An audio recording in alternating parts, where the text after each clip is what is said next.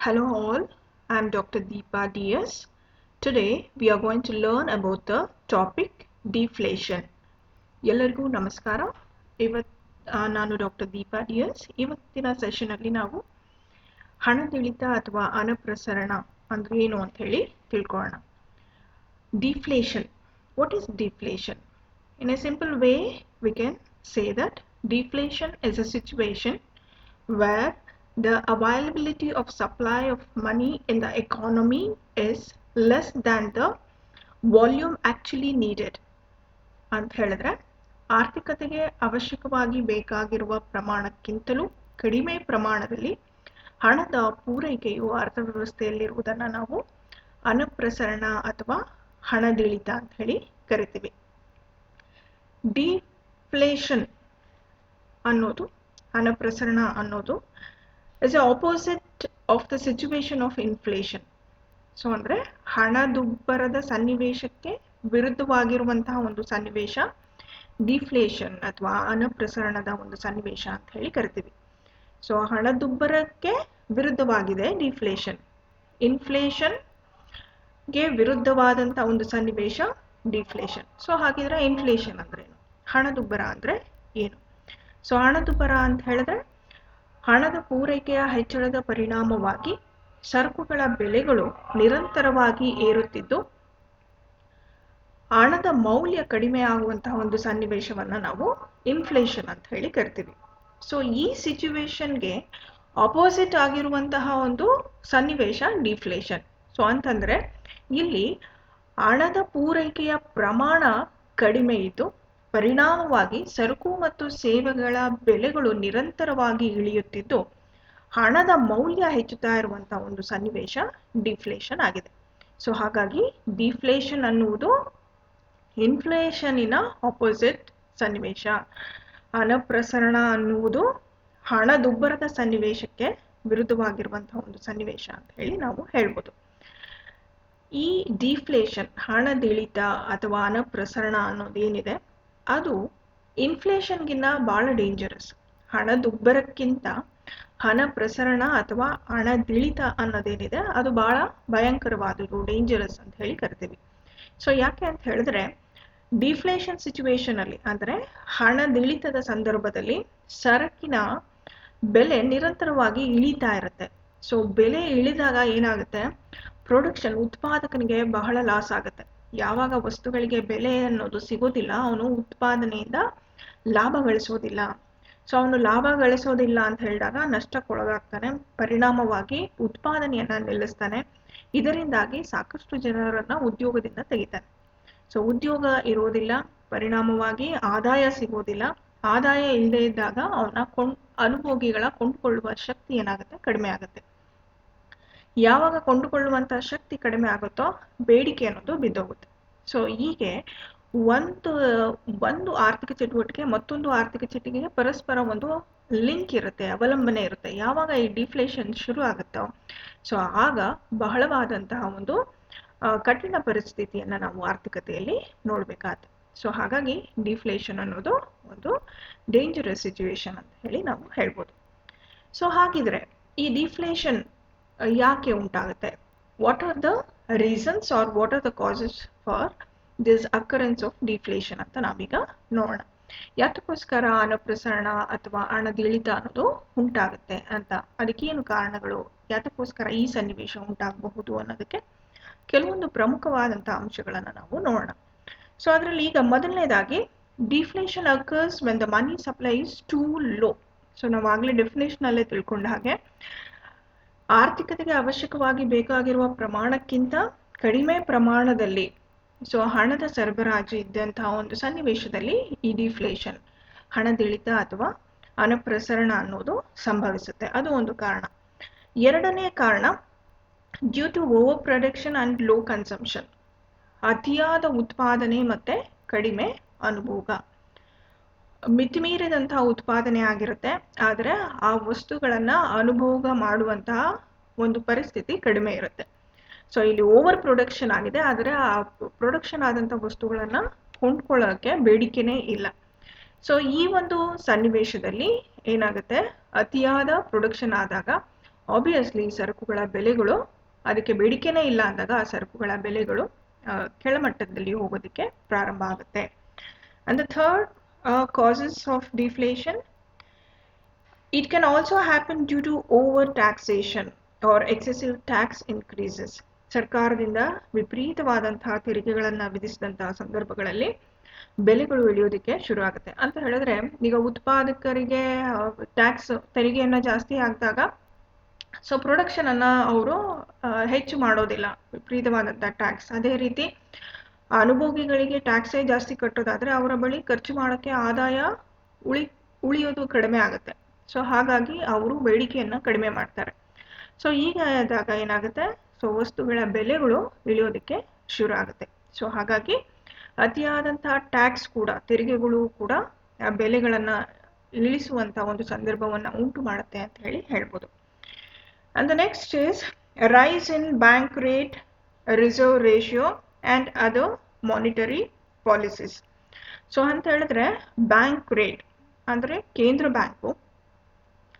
Bank rate ಅನ್ನ ಏರಿಕೆ ಮಾಡಿದಾಗ, ಬ್ಯಾಂಕ್ ರೇಟ್ ಏನು ಹಾಗಿದ್ರೆ bank rate, what is bank rate? Bank rate ಅಂತ ಹೇಳಿದ್ರೆ bank rate is the rate of interest at which central bank of the country lends money to commercial banks.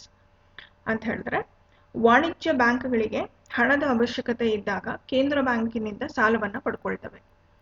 ಕೇಂದ್ರ bank ಸಾಲವನ್ನ ವಾಣಿಜ್ಯ ಬ್ಯಾಂಕ್ಗಳಿಗೆ ಕೊಡ್ಬೇಕಾದ್ರೆ ವಿಧಿಸುವಂತಹ ಬಡ್ಡಿ ದರವನ್ನ ನಾವು ಬ್ಯಾಂಕ್ ರೇಟ್ ಅಂತ ಹೇಳಿ ಕರಿತೀವಿ. ಒಂದು ಪಕ್ಷ ಕೇಂದ್ರ ಬ್ಯಾಂಕು ವಾಣಿಜ್ಯ ಬ್ಯಾಂಕ್ಗಳಿಗೆ ನೀಡುವಂತಹ ಬಡ್ಡಿ, ಸಾಲದ ಮೇಲೆ ವಿಧಿಸುವಂತಹ ಬಡ್ಡಿ ದರವು ಹೆಚ್ಚಳವಾದ್ರೆ ಸೊ ಆಗ ಏನಾಗುತ್ತೆ, ವಾಣಿಜ್ಯ ಬ್ಯಾಂಕುಗಳು ಸಹ ಏನು ಗ್ರಾಹಕರಿಗೆ ಸಾಲವನ್ನ ಕೊಡ್ತಾರೋ ಅವರು ಕೂಡ ಗ್ರಾಹಕರಿಗೆ ಹೆಚ್ಚಿನ ಬಡ್ಡಿ ದರದಲ್ಲಿ ಸಾಲವನ್ನ ಕೊಡಬೇಕಾಗತ್ತೆ. ಸೊ ಈಗೇನಾಗುತ್ತೆ, ಯಾವಾಗ ಬಡ್ಡಿ ದರ ಹೆಚ್ಚಾಗುತ್ತೋ ಸೊ ಆಗ ಸಾಲ ಕೊಂಡ್ಕೊಳ್ಳೋರ ಪ್ರಮಾಣವೂ ಕೂಡ ಕಡಿಮೆ ಆಗುತ್ತೆ. ಅಷ್ಟೊಂದು ಬಡ್ಡಿಯನ್ನ ಕೊಟ್ಟು ಸಾಲವನ್ನ ಪಡ್ಕೊಳ್ಳೋದಕ್ಕೆ ಯಾರೂ ಮುಂದೆ ಬರೋಲ್ಲ. ಸೊ ಈಗೇನಾಗುತ್ತೆ, ಮತ್ತೆ ಆರ್ಥಿಕತೆಯಲ್ಲಿ ಹಣದ ಸರಬರಾಜು ಅಥವಾ ಹಣದ ಪೂರೈಕೆ ಕಡಿಮೆ ಆಗೋದಕ್ಕೆ ಶುರು ಆಗುತ್ತೆ, ಉತ್ಪಾದನೆ ಕಡಿಮೆ ಆಗೋದಕ್ಕೆ ಶುರು ಆಗುತ್ತೆ. ಸೊ ಆ ಒಂದು ಸಂದರ್ಭದಲ್ಲಿಯೂ ಕೂಡ ನಾವು ಡಿಫ್ಲೇಷನ್ ಉಂಟಾಗೋದನ್ನ ನೋಡ್ಬೋದು.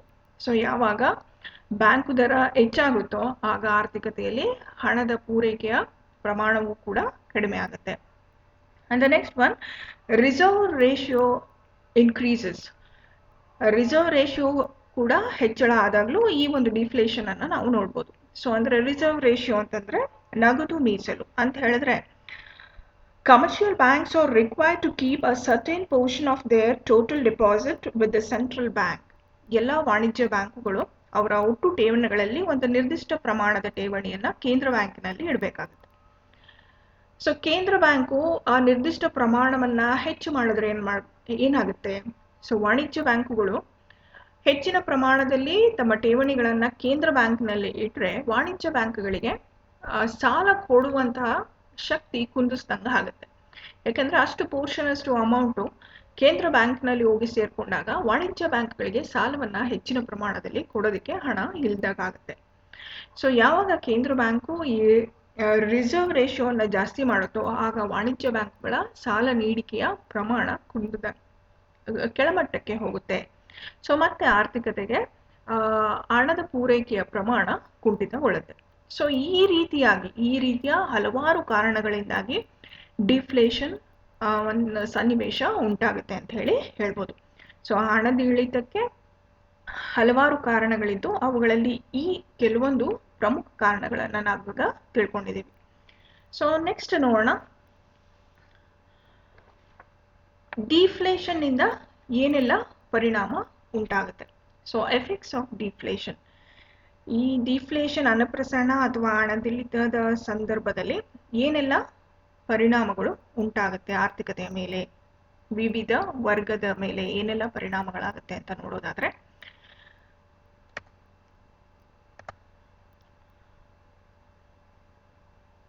ಮೊದಲನೇದಾಗಿ on production and business community, ಉತ್ಪಾದನೆ ಹಾಗೂ ವ್ಯಾಪಾರಿಗಳ ಮೇಲೆ. ಉತ್ಪಾದನೆ ಹಾಗೂ ವ್ಯಾಪಾರಿಗಳ ಮೇಲೆ ಡಿಫ್ಲೇಷನ್ ಅಥವಾ ಹಣಪ್ರಸರಣದ ಪರಿಣಾಮ ಯಾವ ರೀತಿ ಇರುತ್ತೆ ಅಂದ್ರೆ ಬಹಳ ಕೆಟ್ಟದಾಗಿರುತ್ತೆ. ಸೊ ಯಾಕೆಂದ್ರೆ ಉತ್ಪಾದನೆ ಮಾಡೋರಿಗೆ ಪ್ರಮುಖವಾಗಿ ಬೇಕಾಗಿರುವುದು ಸರಕುಗಳಿಗೆ ಉತ್ತಮ ಬೆಲೆ ಇರಬೇಕು. ಆದ್ರೆ ಡಿಫ್ಲೇಷನ್ ಅಂತ ಸಿಚುವೇಶನ್ ಅಲ್ಲಿ ಬೆಲೆಯೇ ಬಿದ್ದೋಗ್ತಾ ಇರುತ್ತೆ. ಸೊ ಇಂಥ ಒಂದು ಪರಿಸ್ಥಿತಿಯಲ್ಲಿ ಅವರು ಹೆಚ್ಚು ಅನಾನುಕೂಲವಾದಂತಹ ಒಂದು ಪರಿಸ್ಥಿತಿಯನ್ನ ಎದುರಿಸಬೇಕಾಗುತ್ತೆ. ಲಾಭ ಕಡಿಮೆ ಆಗ್ತಾ ಹೋಗುತ್ತೆ. ಬೆಲೆಗಳು ಬಿದ್ದರೆ ಲಾಭ ಕಡಿಮೆ ಆಗುತ್ತೆ. ಲಾಭ ಕಡಿಮೆ ಆಗೋದ್ರಿಂದ ಅವರ ವ್ಯಾಪಾರ ಮತ್ತು ಉತ್ಪಾದನೆ ಕುಂಠಿತ ಆಗಕ್ಕೆ ಶುರು ಆಗುತ್ತೆ. ಸೊ ಹಾಗಾಗಿ ಡಿಫ್ಲೇಷನ್ ಅಥವಾ ಅನಪ್ರಸರಣದ ಪರಿಸ್ಥಿತಿಯಲ್ಲಿ ವ್ಯಾಪಾರಿಗಳಿಗೆ ಮತ್ತು ಉತ್ಪಾದನೆ ಮಾಡುವವರಿಗೆ ಅತ್ಯಂತ ಕಠಿಣವಾದಂತಹ ಒಂದು ಪರಿಸ್ಥಿತಿ ಉಂಟಾಗುತ್ತೆ ಅಂತ ನಾವು ಹೇಳ್ಬೋದು. ಎರಡನೇ ಪರಿಣಾಮವನ್ನು ನೋಡೋದಾದ್ರೆ ಆನ್ ಕ್ರೆಡಿಟರ್ಸ್ ಅಂಡ್ ಡೆಬಿಟರ್ಸ್, ಸಾಲಗಾರರು ಮತ್ತು ಸಾಲಿಗರ ಮೇಲೆ ಯಾವ ರೀತಿ ಪರಿಣಾಮವನ್ನು ಬೀರುತ್ತೆ. ಸೊ ಈ ಒಂದು ಪರಿಸ್ಥಿತಿಯಲ್ಲಿ ಲೆಂಡರ್ಗೆ it's profitable for lender and it is loss for a receiver or borrower ಅಂತ ಹೇಳಿದ್ರೆ, ಸಾಲ ಕೊಡುವವನಿಗೆ ಅನುಕೂಲ ಇದೆ, ಸಾಲ ಪಡ್ಕೊಳ್ಳೋವನಿಗೆ ಅನಾನುಕೂಲ ಇದೆ ಅಂತ ಹೇಳ್ಬೋದು. ಸೊ ಯಾಕೆ ಅಂತ ಹೇಳಿದ್ರೆ, ಸಾಲ ಕೊಡುವವನು ಈ ಒಂದು ಡಿಫ್ಲೇಷನ್ ಪರಿಸ್ಥಿತಿಯಲ್ಲಿ ಹಣದ ಮೌಲ್ಯ ಹೆಚ್ಚಾಗಿರುತ್ತದೆ. ಡಿಫ್ಲೇಷನ್ ಅನ್ನೋ ಪರಿಸ್ಥಿತಿಯಲ್ಲಿ ಸರಕುಗಳ ಬೆಲೆಗಳು ಇಳಿತಾ ಇದ್ದು ಹಣದ ಮೌಲ್ಯ ಹೆಚ್ಚಾಗ್ತಾ ಇರುತ್ತೆ. ಹಣದ ಮೌಲ್ಯ ಹೆಚ್ಚಾಗಿರುವಂತಹ ಸಂದರ್ಭದಲ್ಲಿ ಇವನು ತಾನು ಕೊಟ್ಟಿರುವಂತಹ ಸಾಲಕ್ಕೆ ಬಡ್ಡಿ ರೂಪದಲ್ಲಿ ಹಣವನ್ನ ಪಡಿತಾ ಇರ್ತಾನೆ. ಅಂದ್ರೆ ಏನರ್ಥ, ಹಣದ ಮೌಲ್ಯ ಹೆಚ್ಚಿರುವಂತಹ ಸಂದರ್ಭದಲ್ಲಿ ಬಡ್ಡಿಯನ್ನ ಪಡ್ಕೊಳ್ತಾ ಇರ್ತಾನೆ. ಸೊ ಹೆಚ್ಚಿನ ಒಂದು ಬೆನಿಫಿಟ್ ಸಾಲ ಕೊಟ್ಟವನಿಗೆ ಆಗುತ್ತೆ, ಸಾಲ ಪಡ್ಕೊಂಡಿರೋನ್ಗೆ ಲಾಸ್ ಆಗುತ್ತೆ. ಸೊ ಯಾಕೆಂದ್ರೆ ಹಣದ ಮೌಲ್ಯ ಹೆಚ್ಚಿರುವಂತ ಸಂದರ್ಭದಲ್ಲಿ ಅವನು ಹಣವನ್ನ ಪಾವತಿ ಮಾಡ್ಬೇಕಾಗಿರುತ್ತೆ. ಸೊ ಹಾಗಾಗಿ ಇಲ್ಲಿ ಸಾಲ ತಗೊಂಡವನ್ಗೆ ಲಾಸ್ ಆಗುತ್ತೆ ಅಂತ ಹೇಳ್ಬೋದು. ಈ ರೀತಿ ಸಾಲ ಕೊಟ್ಟವನಿಗೆ ಲಾಭವಾದರೆ ಸಾಲವನ್ನ ಮರುಪಾವತಿ ಮಾಡೋನ್ಗೆ ಈ ಒಂದು ಡಿಫ್ಲೇಷನ್ ಸಿಚುವೇಶನ್ ಲಾಸ್ ಅನ್ನ ಅಥವಾ ಅನಾನುಕೂಲವನ್ನ ಉಂಟು ಮಾಡುತ್ತೆ ಅಂತ ನಾವು ಹೇಳ್ಬೋದು. ಸೊ ನೆಕ್ಸ್ಟ್ ನೋಡೋದಾದ್ರೆ ಮೂರನೇ ಪರಿಣಾಮ ಆನ್ ವರ್ಕಿಂಗ್ ಕ್ಲಾಸ್ ವರ್ಕರ್ಸ್ ಅಥವಾ ಕಾರ್ಮಿಕರ ಮೇಲೆ ಯಾವ ರೀತಿ, ನೌಕರರ ಮೇಲೆ ಏನ್ ಪರಿಣಾಮವನ್ನ ಬೀರುತ್ತೆ ಅನಪ್ರಸರಣ. ನೌಕರರಿಗೆ ಇನಿಷಿಯಲ್ ಸ್ಟೇಜ್ ಅಲ್ಲಿ ಅನುಕೂಲವೇ ಆಗುತ್ತೆ ಅಂತ ಹೇಳ್ಬೋದು. ಅಂದ್ರೆ ಪ್ರಾರಂಭಿಕ ಹಂತದಲ್ಲಿ ಅವರಿಗೆ ಅನುಕೂಲನೇ. ಯಾಕೆಂದ್ರೆ ಡಿಫ್ಲೇಷನ್ ಸಿಚುವೇಶನ್ ಅಂತ ಹೇಳಿದ್ರೆ ಸರಕುಗಳ ಬೆಲೆಗಳು ಇಳಿತಾ ಇರುವಂತಹ ಒಂದು ಸಂದರ್ಭ. ಈ ಒಂದು ಸಂದರ್ಭದಲ್ಲಿ ಬೆಲೆಗಳು ಇಳಿತಾ ಇದ್ರೆ ಅವ್ರಿಗೆ ಅನುಕೂಲ, ಕಡಿಮೆ ಬೆಲೆಯಲ್ಲಿ ಸರಕು ಮತ್ತು ಸೇವೆಗಳು ದೊರೀತಾ ಇದೆ. ಅದು ಪ್ರಾರಂಭ ಹಂತದಲ್ಲ ಅಷ್ಟೇ. ಒಂದು ಪಕ್ಷ ಈ ಸಿಚುವೇಶನ್ ಇಂದ ಅವ್ರ ಕೆಲಸ ಏನಾದ್ರೂ ಕಳ್ಕೊಂಡ್ರೆ ಪರಿಸ್ಥಿತಿ ವಿರುದ್ಧವಾಗಿರುತ್ತೆ. ಸೊ ನೌಕರರಿಗೆ ಆರಂಭದಲ್ಲಿ ಅಥವಾ ಕಾನ್ಸ್ಟೆಂಟ್ ಆಗಿ ಅವ್ರಿಗೆ ಯಾವುದೇ ರೀತಿಯಾಗಿ ಇನ್ಕಮ್ ಅಲ್ಲಿ ಏನೂ ವ್ಯತ್ಯಾಸ ಆಗ್ಲಿಲ್ಲ ಅಂದ್ರೆ ಬಹಳ ಅವ್ರಿಗೆ ಹೆಲ್ಪ್ಫುಲ್ ಆಗುತ್ತೆ. ಯಾಕಂದ್ರೆ ಕಡಿಮೆ ಬೆಲೆಗೆ ಸರಕುಗಳನ್ನ ಅವ್ರು ಕೊಂಡ್ಕೋಬಹುದು. ಒಂದು ಪಕ್ಷ ಮುಂದೆ ಹೋಗ್ತಾ ಹೋಗ್ತಾ ಈ ಸಿಚುವೇಶನ್ ವರ್ಸ್ಟ್ ಆದ್ರೆ, ಸೊ ಉತ್ಪಾದಕರು ಕೆಲಸದಿಂದ ಏನಾದ್ರು ತೆಗೆದು ಹಾಕಿದಾಗ ಕೆಲಸವನ್ನ ಕಳ್ಕೊಂಡ್ರೆ ಸೊ ಆಗ ಪರಿಸ್ಥಿತಿ ಇವರಿಗೆ ಬಹಳ ಕಠಿಣ ಅನ್ಸುತ್ತೆ ಅಂತ ಹೇಳ್ಬೋದು. ಸೊ ನೆಕ್ಸ್ಟ್ ಆನ್ ಎಂಪ್ಲಾಯ್ಮೆಂಟ್, ಉದ್ಯೋಗದ ಮೇಲೆ ಬಹಳ ರೀತಿ ಕೆಟ್ಟ ಪರಿಣಾಮವೇ ಉಂಟಾಗುತ್ತೆ ಅಂತ ಹೇಳ್ಬೋದು. ಸೊ ಯಾಕೆ ಅಂತ ಹೇಳಿದ್ರೆ ಡಿಫ್ಲೇಷನ್ ಸಂದರ್ಭದಲ್ಲಿ ಸರಕುಗಳ ಬೆಲೆಗಳು ಇಳಿತಾ ಇರೋದ್ರಿಂದ ಉದ್ದಿಮೆದಾರನಿಗೆ ಏನು ಪ್ರಾಫಿಟ್ ಇರೋಲ್ಲ. ಸೊ ಅವನಿಗೆ ಮೇನ್ ಯಾವಾಗ ತಾನು ಉತ್ಪಾದಿಸುವ ವಸ್ತುಗಳಿಗೆ ಒಳ್ಳೆ ಬೆಲೆ ಇದೆ ಅಂತಾಗ ಅವನಿಗೆ ಹೆಚ್ಚು ಲಾಭವನ್ನ ಎಕ್ಸ್ಪೆಕ್ಟ್ ಮಾಡ್ಕೋಬಹುದು ಅವನು. ಸೊ ತನ್ನ ಪ್ರೊಡಕ್ಷನ್ ಅನ್ನ ಇನ್ನೊಂದಷ್ಟು ಎಕ್ಸ್ಪ್ಯಾಂಡ್ ಮಾಡ್ಬೋದು. ಸೊ ಅವನು ಉತ್ಪಾದಿಸಿದ ಸರಕುಗಳಿಗೆ ಬೆಲೆನೇ ಇಲ್ಲ, ಅದು ಇಳಿತಾ ಇದೆ ಅಂತ ಹೇಳಿದಾಗ ಅವನು ಪ್ರೊಡಕ್ಷನ್ ಅನ್ನ ನಿಲ್ಲಿಸ್ಬೇಕಾಗತ್ತೆ, ಮತ್ತೆ ನಷ್ಟವನ್ನ ಅನುಭವಿಸ್ತಾ ಇರ್ತಾನೆ. ಸೊ ಹಾಗಾಗಿ ಪ್ರೊಡಕ್ಷನ್ ಅನ್ನ ನಿಲ್ಲಿಸಿ ತನ್ನ ನಷ್ಟವನ್ನ ಭರಿಸ್ಕೊಳ್ಬೇಕು ಅಂದ್ರೆ ಅವನು ಒಂದಷ್ಟು ಉದ್ಯೋಗಿಗಳನ್ನ ಕೆಲಸದಿಂದ ತೆಗಿಲೇಬೇಕಾಗತ್ತೆ. ಡಿಫ್ಲೇಷನ್ ಒಂದು ಸಂದರ್ಭ ಏನಾಗುತ್ತೆ, ನಿರುದ್ಯೋಗದ ಪ್ರಮಾಣವನ್ನ ಹೆಚ್ಚಳ ಮಾಡುತ್ತೆ. ಸೊ ಹಾಗಾಗಿ ಇದು ಒಂದು ಡೇಂಜರಸ್ ಸಿಚುವೇಶನ್ ಅಂತ ಹೇಳ್ಬೋದು. ನೆಕ್ಸ್ಟ್ ಆನ್ ಕನ್ಸ್ಯೂಮರ್ಸ್, ಅನುಭೋಗಿಗಳ ಮೇಲೆ ಏನು ಪರಿಣಾಮ ಬೀರುತ್ತೆ. ಸೊ ನಾನು ಆಗ್ಲೇ ಹೇಳ್ದಾಗೆ ಅನುಭೋಗಿಗಳಿಗೂ ಅಷ್ಟೇ ಪ್ರಾರಂಭದಲ್ಲಿ ಸರಕುಗಳ ಬೆಲೆಗಳು ಇಳಿತಾ ಇದೆ, ಸೊ ಬಹಳ ಖುಷಿಯಾಗಿ ಕಡಿಮೆ ಬೆಲೆಗಳಿಗೆ ವಸ್ತುಗಳನ್ನ ತೆಗೆದುಕೊಳ್ಬಹುದು.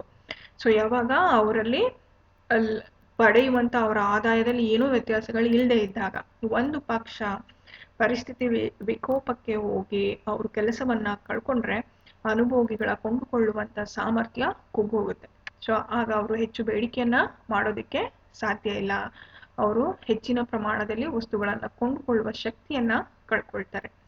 ಸೊ ಪ್ರಾರಂಭಿಕ ಹಂತದಲ್ಲಿ ವಸ್ತುಗಳು ಕಡಿಮೆ ಬೆಲೆಗೆ ಸಿಗಬಹುದು, ಆದರೆ ಅವರು ಮುಂದೆ ಕೆಲಸವನ್ನ ಕಳ್ಕೊಂಡ್ರೆ ಅವರು ತಮ್ಮ ಅನುಭೋಗವನ್ನ ಕಡಿತವನ್ನ ಅಂತ ಹೇಳಿ ಹೇಳ್ಬೋದು. ಸೊ ಇವು ಡಿಫ್ಲೇಷನ್ನಿನ ಕೆಲವು ಪ್ರಮುಖ ಪರಿಣಾಮಗಳು ಅಂತ ಹೇಳಿ ಹೇಳ್ಬೋದು. ಸೊ ನೆಕ್ಸ್ಟ್ ನೋಡೋದಾದ್ರೆ ಕಂಟ್ರೋಲ್ ಆಫ್ ಡಿಫ್ಲೇಷನ್. ಸೊ ಈ ರೀತಿಯಾದಂಥ ಆರ್ಥಿಕ ಪರಿಸ್ಥಿತಿಯಲ್ಲಿ ಕೆಟ್ಟ ಪರಿಣಾಮ ಉಂಟು ಮಾಡುವಂತಹ ಈ ಡಿಫ್ಲೇಷನ್, ಅನುಪ್ರಸರಣ, ಹಣದಿಳಿತವನ್ನ ಹೇಗೆ ಕಂಟ್ರೋಲ್ ಮಾಡೋದು, ಹೇಗೆ ನಿಯಂತ್ರಣವನ್ನ ಮಾಡಬಹುದು. ಸೊ ಅದರಲ್ಲಿ ಪ್ರಮುಖವಾಗಿ 2 ಮೆಷರ್ಸ್ ಇದೆ. ಒಂದು ಮಾನಿಟರಿ ಮೆಷರ್ಸ್, ಇನ್ನೊಂದು ಫಿಸಿಕಲ್ ಮೆಷರ್ಸ್. ಫಸ್ಟ್ ನೋಡೋಣ monetary measures. So monetary measures ಅನ್ನ ಸಾಮಾನ್ಯವಾಗಿ ಮಾನಿಟರಿ ಮೆಷರ್ಸ್ ಯಾವಾಗಲೂ ಕೂಡ ಆ ಒಂದು ಹಣಕಾಸಿನ ಕ್ರಮಗಳನ್ನ ನಾವು ನೋಡೋದು ಅಥವಾ ಆ ಕ್ರಮಗಳನ್ನ ಕೈಗೊಳ್ಳುವುದು ಕೇಂದ್ರ ಬ್ಯಾಂಕು ಅಂತ ಹೇಳಿ ಹೇಳ್ಬೋದು. ಸೊ ಕೇಂದ್ರ ಬ್ಯಾಂಕು ಡಿಫ್ಲೇಷನ್ ಅನ್ನುವಂತಹ ಸಂದರ್ಭದಲ್ಲಿ ಪ್ರಮುಖವಾಗಿ ಅನುಸರಿಸುವಂತಹ ನೀತಿ ಅಂತ ಹೇಳಿದ್ರೆ ಹಗ್ಗದ ಹಣಕಾಸು ನೀತಿ, ಚೀಪ್ ಮನಿ ಪಾಲಿಸಿ ಅಂತ ಹೇಳಿ ಕರಿತೀವಿ. ಸೊ ಅದು ಬೆಸ್ಟ್ ಸೊಲ್ಯೂಷನ್. ಡಿಫ್ಲೇಷನ್ ಸಂದರ್ಭದಲ್ಲಿ ಹಗ್ಗದ ಹಣಕಾಸು ನೀತಿಯನ್ನ ಅನುಸರಿಸುವುದು ಒಂದು ಉತ್ತಮವಾದಂತಹ ಪರಿಹಾರ ಕ್ರಮ ಅಂತ ಹೇಳಿ ಹೇಳ್ಬೋದು. ಹಗ್ಗದ ಹಣಕಾಸು ಕ್ರಮ ಅಂತ ಹೇಳಿದ್ರೆ ಅಂದ್ರೆ ಬ್ಯಾಂಕುಗಳು ಅತ್ಯಂತ ಕಡಿಮೆ ಬಡ್ಡಿ ದರದಲ್ಲಿ ಸಾಲ ಸೌಲಭ್ಯಗಳನ್ನ ಒದಗಿಸುವಂತ ಒಂದು ಸನ್ನಿವೇಶ ಅಂತ ಹೇಳಿ ಹೇಳ್ಬೋದು. ಯಾವಾಗ ಹಗ್ಗದ ಹಣಕಾಸು ನೀತಿಯನ್ನ ಅನುಸರಿಸ್ತೀವೋ, ರಿಸರ್ವ್ ಬ್ಯಾಂಕ್ ಈ ಒಂದು ನೀತಿಯನ್ನ ಅನುಸರಿಸುತ್ತಾ, ಆವಾಗ ಕಡಿಮೆ ಬಡ್ಡಿ ದರದಲ್ಲಿ ಸಾಲಗಳನ್ನ ತನ್ನ ಗ್ರಾಹಕರಿಗೆ ಬ್ಯಾಂಕ್ಗಳು ನೀಡಬಹುದು. ಇದರ ಪರಿಣಾಮವಾಗಿ ಹಣದ ಪೂರೈಕೆಯನ್ನ ಹೆಚ್ಚಿಸಬಹುದು. ಜನರು ತಮ್ಮ ಬಳಿ ಹಣ ದೊರೆತಾಗ ಸರಕುಗಳಿಗೆ ಬೇಡಿಕೆಯನ್ನ ಸೃಷ್ಟಿ ಮಾಡ್ತಾರೆ. ಬೇಡಿಕೆಯನ್ನ ಸೃಷ್ಟಿ ಮಾಡಿದಾಗ ಸರಕುಗಳಿಗೆ ಬೆಲೆಗಳು ಏರೋದಕ್ಕೆ ಶುರು ಆಗುತ್ತೆ. ಸೊ ಬೆಲೆಗಳು ಏರಿದಾಗ ಪ್ರೊಡಕ್ಷನ್ಸ್ ಅಥವಾ ಉತ್ಪಾದನೆ ಮಾಡೋರು ಕೂಡ ಉತ್ಪಾದನೆಯನ್ನ ಹೆಚ್ಚಿಸಿ ಉದ್ದಿಮೆಯನ್ನ ವಿಸ್ತರಣೆ ಮಾಡ್ತಾ ಹೋಗ್ತಾರೆ. ಆಗ ಆರ್ಥಿಕತೆಯನ್ನ ಒಂದು ಉತ್ತಮ ಹಂತಕ್ಕೆ ತೆಗೆದುಕೊಂಡು ಬರ್ಬೋದು. ಸೊ ಈ ರೀತಿಯಾಗಿ ರಿಸರ್ವ್ ಬ್ಯಾಂಕ್ ತನ್ನದೇ ಆದಂತಹ ಹಣಕಾಸು ಕ್ರಮಗಳ ಮೂಲಕವಾಗಿ ಆರ್ಥಿಕ ವ್ಯವಸ್ಥೆಯಲ್ಲಿ ಉಂಟಾಗಿರುವಂತ ಈ ಡಿಫ್ಲೇಷನ್, ಅನುಪ್ರಸರಣ ಅಥವಾ ಹಣದಿಳಿತವನ್ನ ನಿಯಂತ್ರಣಕ್ಕೆ ತರೋದಕ್ಕೆ ಸಹಾಯಕವಾಗುತ್ತೆ ಅಂತ ಹೇಳಿ ಹೇಳ್ಬೋದು. ಇನ್ನು ನೆಕ್ಸ್ಟ್ ಒನ್ ಫಿಸಿಕಲ್ ಮೆಷರ್ಸ್. ಅಂದ್ರೆ ಸರ್ಕಾರ ಹಲವಾರು ಕ್ರಮಗಳನ್ನ ಕೈಗೊಂಡು ಡಿಫ್ಲೇಷನ್ ಅನ್ನಂತ ಸ್ಥಿತಿಯಿಂದ ಹೊರಬರೋದಕ್ಕೆ ಮುಂದೆ ಬರುತ್ತೆ, ಸಹಾಯಕವಾಗುತ್ತೆ ಅಂತ ಹೇಳ್ಬೋದು. ಅದರಲ್ಲಿ ಪ್ರಮುಖವಾಗಿ ನೋಡೋದಾದ್ರೆ ತೆರಿಗೆಯನ್ನ ಕಡಿಮೆಗೊಳಿಸೋದು, ಹಲವಾರು ರೀತಿಯಾದಂತಹ ತೆರಿಗೆಗಳನ್ನ ವಿಧಿಸೋದನ್ನ ಕಡಿಮೆ ಮಾಡೋದು ಹಾಗೂ ತೆರಿಗೆಯ ದರವನ್ನ ಕಡಿಮೆ ಮಾಡ್ತಾ ಬರೋದು ಒಂದು ಪ್ರಮುಖ ಅಂಶ ಅಂತ ಹೇಳಿ ಹೇಳ್ಬೋದು. ಸೊ ತೆರಿಗೆಗಳನ್ನ ಕಡಿಮೆ ಮಾಡೋದ್ರಿಂದ ಉತ್ಪಾದಕರಿಗೂ ಅನುಕೂಲ, ಯಾಕೆಂದ್ರೆ ಅವರಿಗೆ ವೆಚ್ಚ ಕಡಿಮೆ ಆಗುತ್ತೆ. ಸೊ ಅವ್ರ ಪ್ರೊಡಕ್ಷನ್ ಕೂಡ ಹೆಚ್ಚಳ ಮಾಡೋದಕ್ಕೆ ಸಾಧ್ಯ ಆಗುತ್ತೆ. ಅದೇ ರೀತಿ ಅನುಭೋಗಿಗಳಿಗೆ ಕಡಿಮೆ ತೆರಿಗೆಯನ್ನ ಕಟ್ಟಿದಾಗ ಅವರ ಬಳಿ ಖರ್ಚು ಮಾಡೋದಕ್ಕೆ ಹಣ ಉಳಿಯುತ್ತೆ. ಖರ್ಚು ಮಾಡಬಹುದಾದ ಆದಾಯ ಅವರಲ್ಲಿ ಉಳ್ಕೊಂಡಾಗ ಅವರು ಸರಕುಗಳಿಗೆ ಹೆಚ್ಚಿನ ಬೇಡಿಕೆಯನ್ನ ಸೃಷ್ಟಿ ಮಾಡ್ತಾರೆ. ಸರಕುಗಳಿಗೆ ಬೇಡಿಕೆಯನ್ನ ಸೃಷ್ಟಿ ಮಾಡಿದಾಗ ನ್ಯಾಚುರಲಿ ವಸ್ತುಗಳಿಗೆ ಬೆಲೆಗಳು ಏರೋದಕ್ಕೆ ಶುರು ಆಗುತ್ತೆ. ವಸ್ತುಗಳಿಗೆ ಬೆಲೆಗಳು ಏರಿದಾಗ ಉದ್ದಿಮೆದಾರನಿಗೂ ಕೂಡ ಲಾಭ ಆಗೋದಕ್ಕೆ ಶುರು ಆಗುತ್ತೆ. ಸೊ ಅವನಿಗೆ ಪ್ರಾಫಿಟ್ ಆಗೋದು ಶುರು ಆಗುತ್ತೆ. ಬಿಸ್ನೆಸ್ ಅನ್ನ ಎಕ್ಸ್ಪ್ಯಾನ್ಷನ್ ಮಾಡ್ತಾರೆ. ಬಿಸ್ನೆಸ್ ಎಕ್ಸ್ಪ್ಯಾನ್ಷನ್ ಮಾಡೋದ್ರಿಂದ ಇನ್ನಷ್ಟು ಜನಕ್ಕೆ ಉದ್ಯೋಗಾವಕಾಶಗಳನ್ನ ಕೊಡ್ತಾರೆ. ಉದ್ಯೋಗವನ್ನ ಪಡ್ಕೊಂಡಾಗ ಅನುಭೋಗಿಗಳ ಕೈಯಲ್ಲಿ ಖರ್ಚು ಮಾಡೋದಕ್ಕೆ ಆದಾಯ ಸಿಗುತ್ತೆ. ಆದಾಯ ಸಿಕ್ಕಿದಾಗ ಕೊಂಡುಕೊಳ್ಳುವ ಶಕ್ತಿ ಹೆಚ್ಚಾಗುತ್ತೆ. ಕೊಂಡುಕೊಳ್ಳುವ ಶಕ್ತಿ ಹೆಚ್ಚಾಗೋದ್ರಿಂದ ಮತ್ತೆ ಅವರು ಬೇಡಿಕೆಯನ್ನ ಹೆಚ್ಚು ಮಾಡ್ತಾರೆ. ಸೊ ಈ ರೀತಿಯಾಗಿ ಆರ್ಥಿಕ ವ್ಯವಸ್ಥೆ ಮತ್ತೆ ಕಾರ್ಯಚಟುವಟಿಕೆಗಳಿಂದ ಅಭಿವೃದ್ಧಿ ಹೊಂದೋದಿಕ್ಕೆ ಫಿಸಿಕಲ್ ಪಾಲಿಸಿ ಮತ್ತೆ ಮಾನಿಟರಿ ಮೆಷರ್ಸ್ಗಳು ಬಹಳ ಸಹಾಯಕವಾಗ್ತವೆ ಅಂತ ಹೇಳಿ ಹೇಳ್ಬೋದು. ಇನ್ನು ನೆಕ್ಸ್ಟ್ ಕಾನ್ಸೆಪ್ಟ್ ನೋಡೋಣ, deflationary gap. So what is deflationary gap? Deflationary gap refers to difference between aggregate supply and the aggregate demand. ಸಮಗ್ರ ಪೂರೈಕೆ ಹಾಗೂ ಸಮಗ್ರ ಬೇಡಿಕೆಗಳ ನಡುವೆ ಇರುವಂತಹ ಒಂದು ವ್ಯತ್ಯಾಸವನ್ನ ಡಿಫ್ಲೇಷನರಿ ಗ್ಯಾಪ್ ಅಥವಾ ಅನಪ್ರಸರಣದ ಅಂತರವು ತಿಳಿಸುತ್ತದೆ ಅಂತ ಹೇಳಿ ಹೇಳ್ಬೋದು. ಸೊ ಅಂದ್ರೆ ಇಲ್ಲಿ ಈ ಒಂದು ಡಿಫ್ಲೇಷನರಿ ಗ್ಯಾಪ್ ಅನ್ನೋದು ಏನನ್ನ ತಿಳಿಸುತ್ತೆ ಅಂತ ಹೇಳಿದ್ರೆ, ಆರ್ಥಿಕತೆಯಲ್ಲಿ ಸಮಗ್ರ ಪೂರೈಕೆಯು ಸಮಗ್ರ ಬೇಡಿಕೆಗಿಂತ ಹೆಚ್ಚಿರುವಂತಹ ಒಂದು ಸನ್ನಿವೇಶವಾಗಿದೆ. ಸೊ ಆರ್ಥಿಕ ವ್ಯವಸ್ಥೆಯಲ್ಲಿ ಸಮಗ್ರ ಪೂರೈಕೆಯು ಸಮಗ್ರ ಬೇಡಿಕೆಗಿಂತ ಹೆಚ್ಚಾಗಿರುವಂತಹ ಒಂದು ಸನ್ನಿವೇಶ. ಸೊ ಅಂತ ಹೇಳಿದ್ರೆ ಒಂದು ಉದಾಹರಣೆಯಿಂದ ತಿಳ್ಕೊಳ್ಳೋಣ. ಫಾರ್ ಎಕ್ಸಾಂಪಲ್, ಒಂದು ಆರ್ಥಿಕತೆಯಲ್ಲಿ ಜನ ಸಮುದಾಯದ ಬಳಿ 10,000 ಕೋಟಿಯಷ್ಟು ಖರ್ಚು ಮಾಡಬಹುದಾದ ಆದಾಯ ಇದೆ. ಒಂದು ಎಕ್ಸಾಂಪಲ್, ಒಂದು ಆರ್ಥಿಕತೆಯ ಜನ ಸಮುದಾಯದಲ್ಲಿ ಖರ್ಚು ಮಾಡಬಹುದಾದ ಆದಾಯ ಸುಮಾರು 10,000 ಕೋಟಿ ಇದೆ. ಆದರೆ ಆರ್ಥಿಕತೆಯಲ್ಲಿ ಉತ್ಪಾದಿಸಲ್ಪಟ್ಟಂತಹ ಸರಕು ಸೇವೆಗಳ ಪ್ರಮಾಣದ ಮೌಲ್ಯ 12,000 ಕೋಟಿಯಷ್ಟಿದೆ. ಅಂದ್ರೆ ಇಲ್ಲಿ ಜನರು ಬೇಡಿಕೆ ಮಾಡಕ್ ಸಾಧ್ಯ ಇರುವಂಥದ್ದು 10,000 ಕೋಟಿ ಮೌಲ್ಯದಷ್ಟು. ಆದ್ರೆ ಆರ್ಥಿಕತೆಯಲ್ಲಿ ಉತ್ಪಾದಕತೆ ಆಗಿರುವಂಥದ್ದು 12,000 ಕೋಟಿಯಷ್ಟು. ಅಂದ್ರೆ ಇಲ್ಲಿ ಡಿಫ್ರೆನ್ಸು 2,000 ಕೋಟಿಯಷ್ಟು ಉತ್ಪನ್ನಗಳಿಗೆ ಬೇಡಿಕೆನೇ ಇಲ್ಲದಂತ ಒಂದು ಪರಿಸ್ಥಿತಿ. ಅಂದ್ರೆ ಅಷ್ಟು ಎಕ್ಸೆಸ್, 2,000 ಕೋಟಿಯಷ್ಟು ಎಕ್ಸೆಸ್ ಪೂರೈಕೆ ಇರೋದನ್ನ ನಾವು ನೋಡಬಹುದು. ಸೊ ಈ ಒಂದು ಸನ್ನಿವೇಶವನ್ನೇ ನಾವು ಅನಪ್ರಸರಣದ ಅಂತರ, ಡಿಫ್ಲೇಷನರಿ ಗ್ಯಾಪ್ ಅಂತ ಹೇಳಿ ಕರಿತೀವಿ. ಸಮಗ್ರ ಪೂರೈಕೆಯು ಸಮಗ್ರ ಬೇಡಿಕೆಯ ಪ್ರಮಾಣಕ್ಕಿಂತ ಹೆಚ್ಚಿರುತ್ತದೆ. ಅಂದ್ರೆ ಇಲ್ಲಿ ಪೂರೈಕೆಯ ಪ್ರಮಾಣ ಹೆಚ್ಚಿದೆ, ಆದರೆ ಅಷ್ಟು ಬೇಡಿಕೆ ಅಲ್ಲಿ ಇಲ್ವೇ ಇಲ್ಲ. ಸೊ ಇಂಥ ಒಂದು ಸನ್ನಿವೇಶವನ್ನ ನಾವು ಡಿಫ್ಲೇಷನರಿ ಗ್ಯಾಪ್ ಅಂತ ಹೇಳಿ ಕರಿತೀವಿ. ಸೊ ಇವಿಷ್ಟು ನಾವು ಈ ಒಂದು ಸೆಷನ್ನಲ್ಲಿ ಕಲಿತಂತಹ ವಿಚಾರಗಳು. ಇವತ್ತು ನಾವು ಈ ಸೆಷನ್ನಲ್ಲಿ ಕಲಿತಂತಹ ವಿಚಾರಗಳು ಏನೇನು ಅಂತ ಹೇಳಿದ್ರೆ, ಮೊದಲನೇದಾಗಿ ಡಿಫ್ಲೇಷನ್ ಅಂದ್ರೆ ಏನು, so what's the meaning of deflation. ಎರಡನೇದಾಗಿ ಡಿಫ್ಲೇಷನ್ ಅಥವಾ ಅನಪ್ರಸರಣ ಉಂಟಾಗೋದಕ್ಕೆ ಕಾರಣಗಳನ್ನು, what are the causes for deflation. Third point, effects of deflation, ಅನಪ್ರಸರಣದಿಂದ ಆಗುವಂತಹ ಪರಿಣಾಮಗಳೇನು. Fourth point, control of deflation, what are the measures to control deflation, ಯಾವೆಲ್ಲ ಕ್ರಮಗಳನ್ನು ಕೈಗೊಂಡು ನಾವು ಈ ಡಿಫ್ಲೇಷನ್ ಅನಪ್ರಸರಣವನ್ನ ಕಡಿಮೆ ಮಾಡ್ಬೋದು ಅಥವಾ ನಿಯಂತ್ರಣಕ್ಕೆ ತರ್ಬೋದು ಅನ್ನೋದನ್ನ ನೋಡಿದೀವಿ.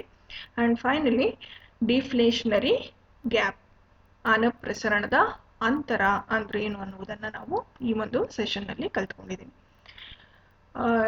ಈ ಒಂದು ಸೆಷನ್ ನಲ್ಲಿ ತಿಳಿಸಿರುವಂತಹ ವಿಚಾರಗಳಿಗೆ ಸಂಬಂಧಪಟ್ಟಂತಹ ವಿಷಯಗಳನ್ನ ನಾವು ಈ ರೆಫರೆನ್ಸ್ ಬುಕ್ ಅಲ್ಲಿ ಇಲ್ಲಿ ತೋರಿಸಿರುವಂತಹ ರೆಫರೆನ್ಸ್ ಬುಕ್ಕಿನ ಸಹಾಯವನ್ನ ಪಡ್ಕೊಂಡು ಆ ವಿಚಾರವನ್ನ ಇಲ್ಲಿ ಮಂಡಿಸಲಾಗಿದೆ ಅಂತ ಹೇಳಿ ತಿಳಿಸ್ತೀನಿ.